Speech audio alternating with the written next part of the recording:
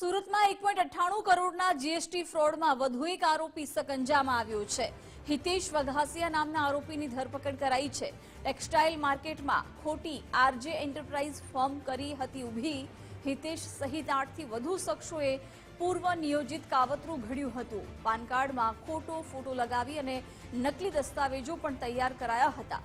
કુબેરજી અને અવધ માર્કેટમાં ભાડાની દુકાનો પણ લીધી હતી। વેપારીઓ પાસેથી કરોડોનું ગ્રે કાપડ મંગાવી રાતોરાત ફરાર થઈ ગયા।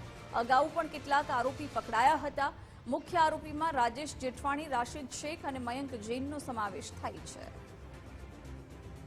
રૂપિયા 1.98 કરોડની જીએસટી ફ્રોડ કેસમાં વધુ એક આરોપીની આર્થિક ગુના નિવારણ શાખા ઇકોસેલ દ્વારા ધરપકડ કરવામાં આવી છે।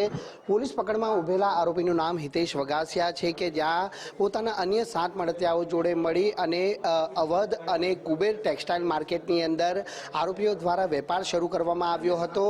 બોગસ અને બનાવટી જે પેઢીઓ ઊભી કરી અને અલગ અલગ વેપારીઓ પાસેથી છે તે ગ્રે કાપડના માલની ખરીદી કરવામાં આવી હતી અને કુલ 1.98 કરોડ ગ્રે કાપડનો માલ ખરીદવામાં આવ્યો હતો।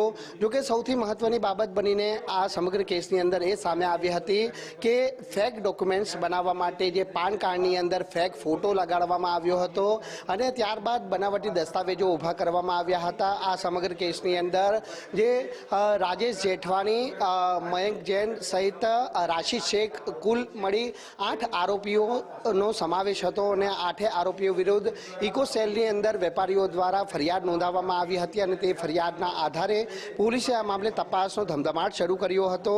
અગાઉ પણ જે આરોપીઓ છે તે હાલ પોલીસ પકડથી દૂર છે, પરંતુ હિતેશ વઘાસિયા નામનો જે શખ્સ છે તે આ કરોડોની જીએસટી ફ્રોડ કેસની અંદર ફરાર હતો। જે હિતેશ વઘાસિયાને પણ પોલીસે ઝડપી પાડી અને આગળની તપાસ હાથ ધરી છે। જોકે આ કેસની અંદર સંકળાયેલા અન્ય આરોપીઓની પણ પોલીસ તરફથી હાલ શોધખોળ શરૂ કરવામાં આવી છે।